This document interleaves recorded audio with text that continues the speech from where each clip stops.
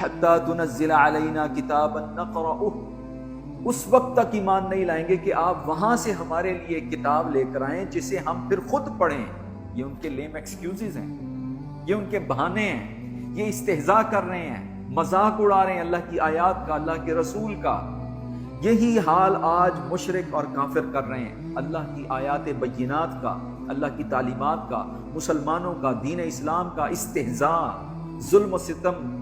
ظلم و جبر اور بربریت، یہ وہی تسلسل ہے۔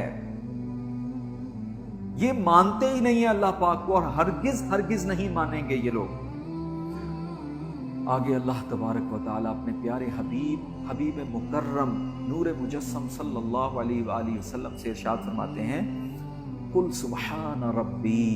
اے میرے پیارے حبیب آپ ان سے فرما دیجئے کہ میرا رب پاک ہے،